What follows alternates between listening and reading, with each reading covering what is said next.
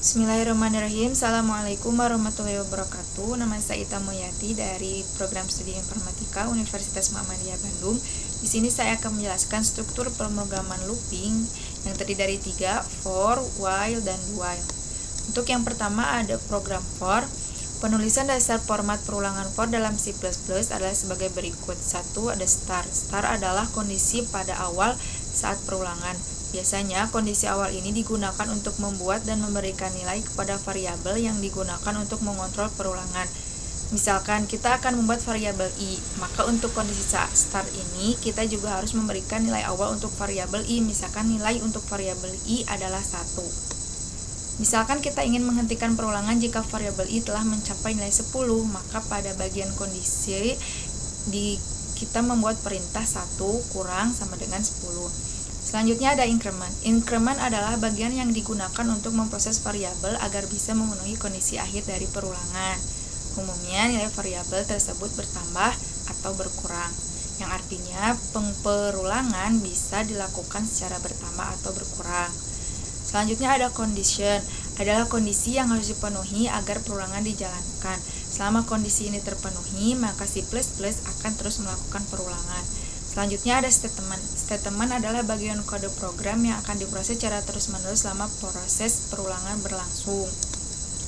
Berikut contoh flowchart looping pada program for, di mana ada start atau mulai, kemudian ada check condition atau condition, statement, lalu hasil dan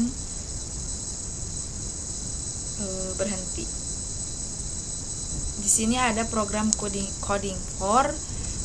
Di sini saya memasukkan nilai variabel i sama dengan 1. Karena saya ingin melakukan perulangan dari angka 1 sampai 10, maka saya masukkan untuk for cetak angka 1 sampai dengan 10.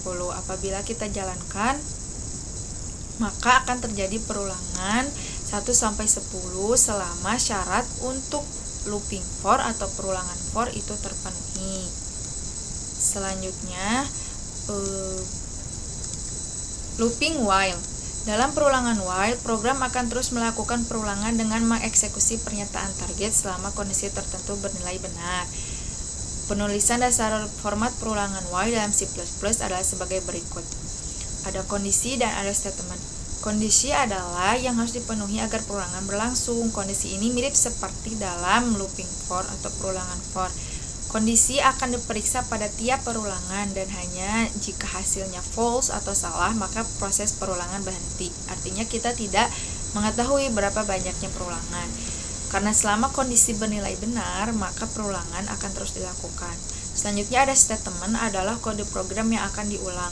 Tanda kurung kurawal diperlukan untuk membatasi blok program yang akan diulang. Jika statementnya hanya terdiri satu baris maka tidak diperlukan untuk kurung kurawal.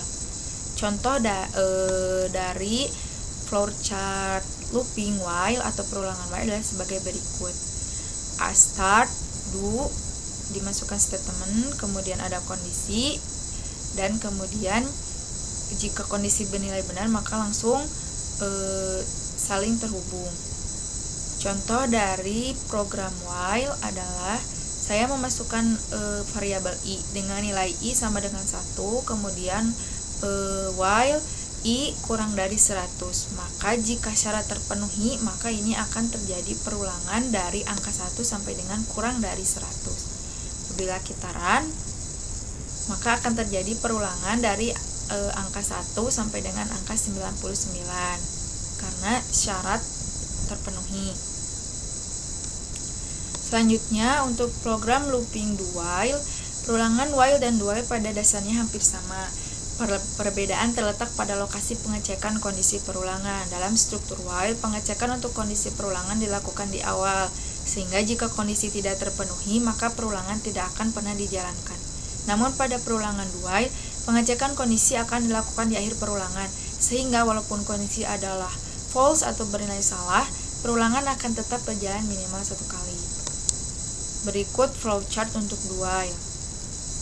Apabila kondisi bernilai benar, maka akan saling berhubungan.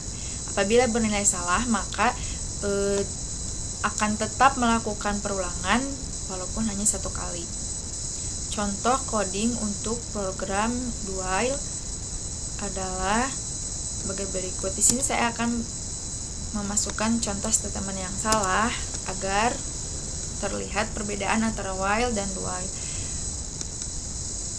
Di sini saya memasukkan statement yang salah. Untuk perulangan while maka tidak terjadi perulangan sama sekali karena syarat tidak memenuhi. Untuk perulangan do while atau looping do while terjadi perulangan walaupun hanya satu kali meskipun syarat tidak terpenuhi. Sekarang saya coba masukkan kembali statement yang benar. Maka akan menghasilkan perulangan mundur dari angka 10 sampai dengan angka 1. Begitu juga dengan do while. Selanjutnya, perbedaan dari ketiganya adalah perulangan for digunakan untuk kondisi perulangan di mana jumlah perulangan telah ditentukan di awal. Perulangan while digunakan untuk kondisi perulangan di mana banyaknya perulangan tidak dapat dipastikan pada saat melalui pemrograman. Pada kondisi do while, kita harus memahami alur logika program yang dibuat. Banyaknya perulangan ditentukan pada saat program mencapai kondisi false. Sekian dan terima kasih, semoga dapat dipahami. Wassalamualaikum warahmatullahi wabarakatuh.